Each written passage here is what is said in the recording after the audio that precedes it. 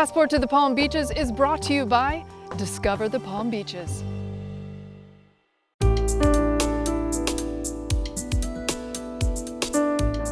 Welcome to Passport to the Palm Beaches, where we dream, discover, and explore.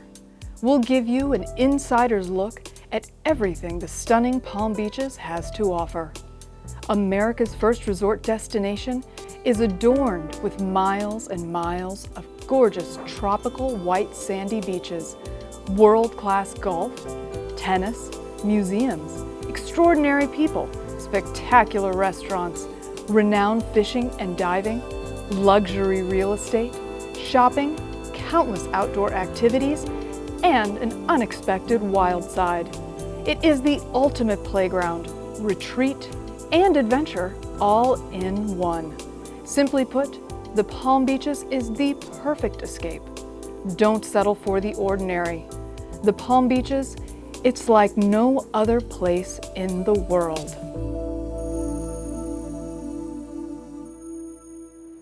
Welcome to Passport to the Palm Beaches. We're here in front of the gorgeous Colony Hotel since 1947, second home to statesmen and stars. So don't miss your opportunity to get the picture-perfect Instagram post right here at the Colony Hotel in Palm Beach Island. It's a wellness oasis on this episode of Passport to the Palm Beaches. We've got a journey to healthy living right here, including the #1 green market in the USA and an insider's look into the extraordinary Mandalay Farms experience.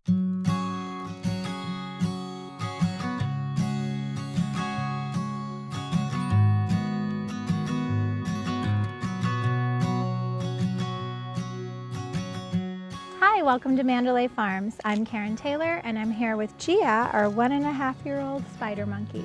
Gia is a female captive bred 1.5-year-old spider monkey. I've raised her at Mandalay Farms since she was 6 weeks old.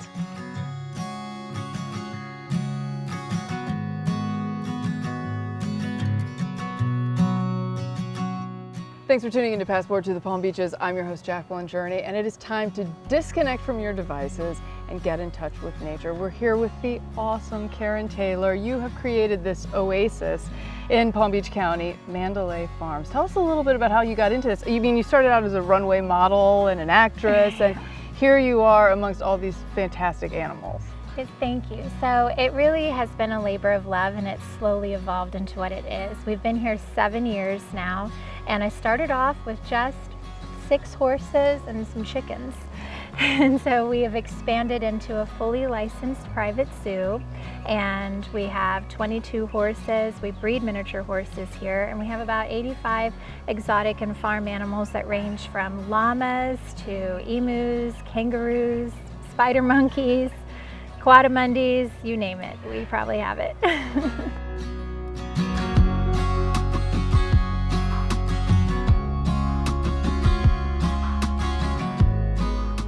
Now, this is kind of a best kept secret. You know, a lot of people in the know about it, but it's not open to the public. But you do so many good works and do a lot of good for the community. Tell us about some of the foundations and organizations that you work with and what you're giving back to the community. It's really amazing. Yeah, thank you so much. It's really my passion. So my 2 passions are children and animals. So I've finally found a way to combine them together. And I work with foster kids and veterans and women that have gone through domestic violence situations. And then for our general kids all across the board, including our kids with individual disabilities, we bring them in and we do our farm program and our animal education program, and really that's working with any animal. So children on the autism spectrum sometimes fixate on a particular animal, and so we're able to do that. Children with dyslexia can read to an animal of their choice, practice reading. And that's a great way to get them through, the difficulty of practicing reading again and again. So we like to support that. Our new program that I'm really excited to do is we want to train kids who have aged out of the foster care system in animal care jobs, either as a zookeeper or an equestrian groom. So we want to put them through a trained internship program here so they can go on to make money, whether they want to save up for college and do something else or if that's their career path. I think a connection to nature is really important, and I think everyone is created for connection. So the biggest misconception about children on the autism spectrum is that they don't want to connect, when actually they do. It's just difficult for them. So you can practice a lot of your social skills with animals in a safe, non-threatening environment because they're non-judgmental. You can make mistakes and they'll give you a chance and a chance and a chance. Particularly the kids who are learning about personal space. We use our horses a lot for that, but really a lot of our animals are good for that. But personal space is something everyone has a different level of comfort, right? So we're teaching kids about how to read body language. It's a lot easier to have them focus on an animal and then make the connection, the parallel on their own to humans. So we don't spell it out and they seem to get the lesson better. So we talk about what each animal's personal space is and how to adjust your energy. Sometimes people are too much for someone, right? Their energy's too high. And so to be able to read that and tone it down, you can do that with horses because you can draw them and repel them with your energy. And I teach the kids how to do that. We talk about it like a superpower, but it's a superpower they take out into the world with them, which is really helpful. But we also consider the whole property, the whole environment itself to also be therapeutic, which is why we keep our property private and we're not open to the public. We don't have large crowds. Our animals are not doing back-to-back interactions. So I try to balance like their needs and also what they have to offer people, and keeping in mind that it's enriching for them to interact with new people too. And just like a mom falls in love with her husband the first time he sees them hold a child, it's how I feel when our animals connect with others.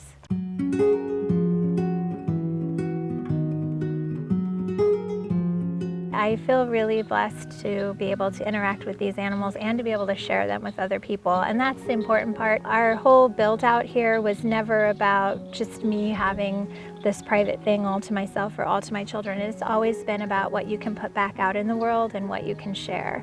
And that's a philosophy that we started our family foundation with, and that I run Mandalay Farm Zoological Society with, is that everything you're given, your time, your talents, your resources, it's never meant just for you.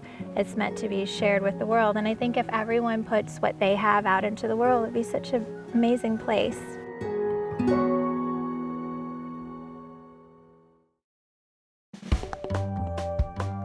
Passport to the Palm Beaches is brought to you by Discover the Palm Beaches. It's time to disconnect from all your devices and head out to Mandalay Farms in Palm Beach County. I am here with Kaya, the most beautiful miniature horse you've ever seen. And you won't believe what we've got coming up. We're going to interview Karen Taylor, who brought together this gorgeous facility that is doing so much to bring human and animals together with that all-important connection.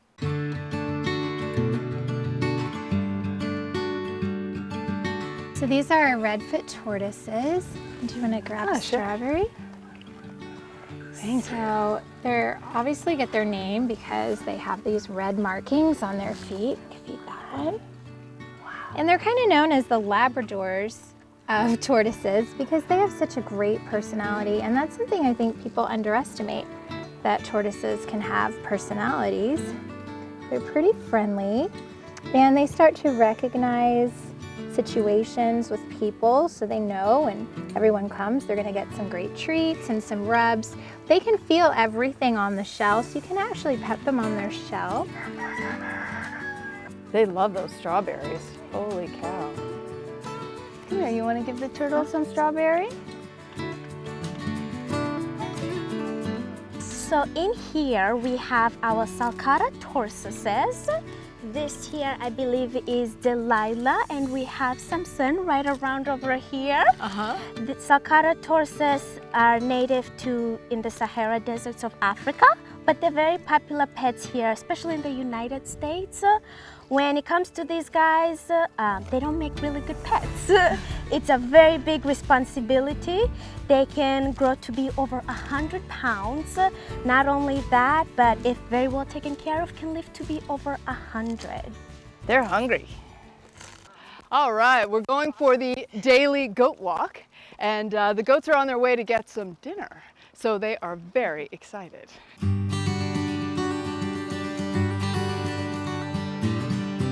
It's been important to me that I balance. The interaction must be positive and desirable for the animal and the human. So we... Well, I don't know about him, but I'm having a blast. You're gonna do your hair. You're gonna do your hair. Oh, that's hilarious. Wow. I have never done anything like that before. That was incredible. This is Axel, and he's a three-banded armadillo. He gets that name because you see 1, 2, 3 bands. And if you want a pet, you can feel his armor. Now he is really cool. God created him amazing. He has a hairy belly, right? But he folds up. Let me see. Look how, he folds up perfectly like a Pokemon. And look, feel. It's the only species of armadillo that rolls up. Everyone thinks they all do, but it's only this one. And do you see his little cute tiny ears? I think he's gonna be a little heavier than you're suspecting. Can you put your hands like a cup? And we're gonna let your mom get a great picture. There you go. You hold him close to your body so that he doesn't feel like he's gonna fall. He literally has no teeth, and only the tip of a pencil could even fit in his mouth. Have you known Harry since he was a baby? Yes, we've had him since he was a baby. He was syringe fed, and so he was used to being handled and loves people. And so you can see, you can really tell with the relaxed body. I mean, I've got just one open hand, you know. So that's how you can really, and also when he lifts up his arm to say that's where the spot is, and he lifts his head. I love his little ears. There you go. They're see? adorable. He's saying that's the spot.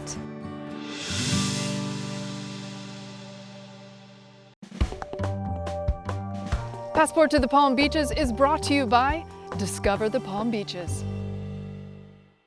One of the highlights every single year here in the Palm Beaches is the Green Market in West Palm Beach. And guess what? We are #1 in the country again.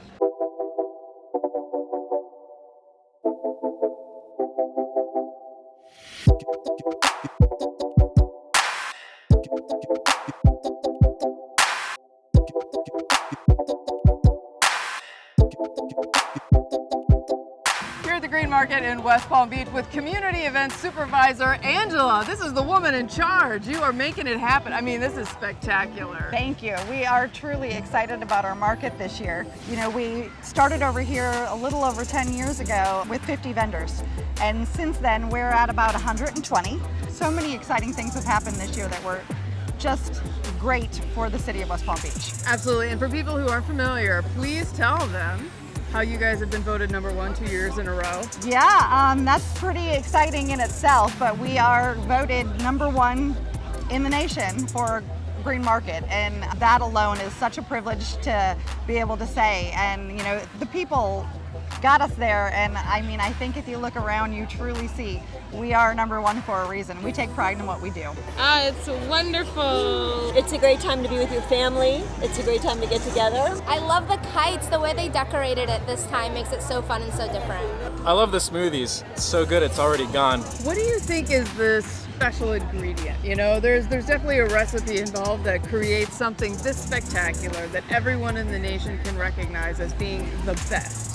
So we have a judge and jury process, which a lot of other markets don't have. When we chose this path, we decided that if you're going to do something, you need to do it right. And it's something that is done by judges outside of our city. So there's, you know, no favoritism, but we bring in different judges that specialize in things that have to do with the market. And I have to tell you, it's been a wonderful experience just to watch and watch grow. But the vendors that we get out of it are truly amazing. So for us, it's a win-win. Best of the best of the best. I mean, just look at the weather out here. The birds are chirping, people are spending money. That's exactly what we like to see. Flowers. Now, even though it's a green market, of course you have produce, but you have a lot of other categories of things. Can you tell us about some of the other things people find here? Sure, obviously there's cafe. So if you come down here and you're hungry, you can grab some prepared food. Obviously, you know, people come down for breakfast, grab coffee. There's so many different coffee vendors, tea vendors, kava, you name it, we've got it here. Some fabulous entertainment, and to top it all off, like this year we have added one more element to our market because again, we recognize that people are coming down here with needs. A lot of people buy flowers or orchids or plants and they don't necessarily know what to do with them when they get home. So we've now started the 20 by 20, which is our pop-up workshop, so you can learn. They're just great classes, and most of them are free. It's just another little thing that we try to give our customers. It's something beautiful to do every Saturday here. Thanks for the city to have organized these. They have beautiful vendors. If you had to pick one vendor, what do you look most forward to when you come out on Saturday? You know, it's interesting because every year it changes for me as to which one. I'm a pasta girl, I'm Italian, you know, so I'm excited we have new pasta vendors this year, but I'm tried and true to cheese and pasta always. Let's head into the Green Market and take a look.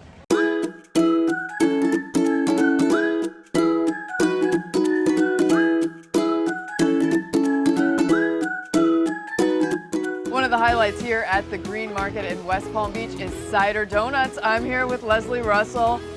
I'm so excited to try this. I have to admit, I've never tried one before, but I've heard amazing things. You are one of the highlights of the entire Green Market. We get that a lot, yes. Well, what makes it magical really is that it's a vanilla cake batter donut, but we blend in fresh apple cider, so it makes them light and fluffy and not so dense.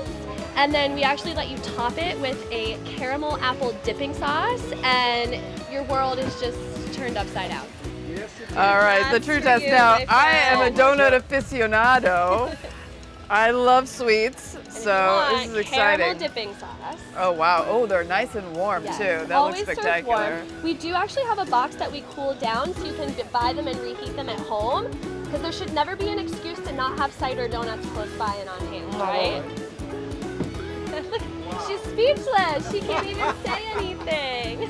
There is no fresher donut right now on the planet Earth than the ones we're serving right here. All right, we're here with Roy Kerr. He is a master donut maker. Yes. And been with the company over a decade, so Yes. you gotta love it. You gotta love it. Yes, it is. Here's the big challenge. I'm gonna try and do this interview without eating the donut. Yes, This is very challenging. That's because fine. they're so delicious. All right, now walk us through what is the process? Well, the process here, everything here got to be measured precisely. You can't over and you can't under. Everything just got to be right on the money.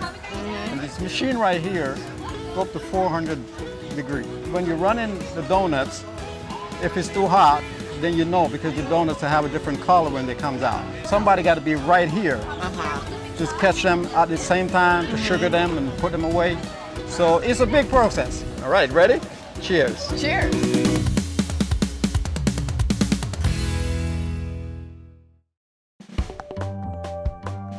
Passport to the Palm Beaches is brought to you by Discover the Palm Beaches. Look at those mushrooms, holy cow.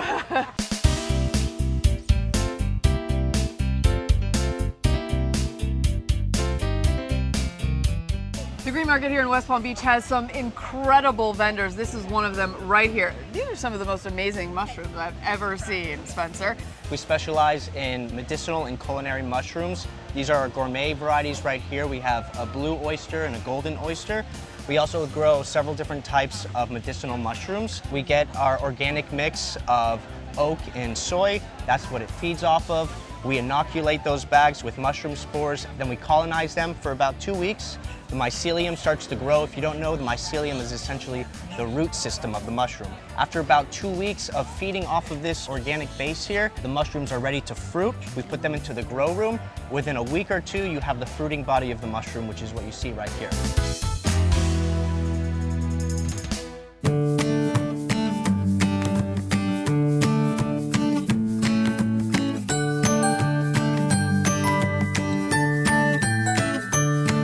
There are many fresh markets in the country where you can get fresh, gorgeous coconut. I'm here with Nishani. This is pretty amazing what you do here. Tell us a little bit about what people can get here at your booth.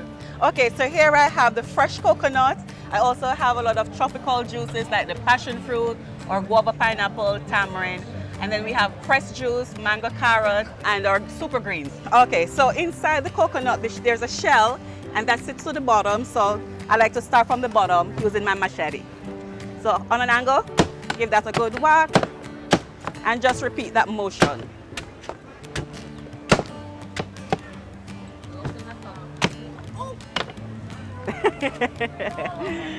Get that off for you.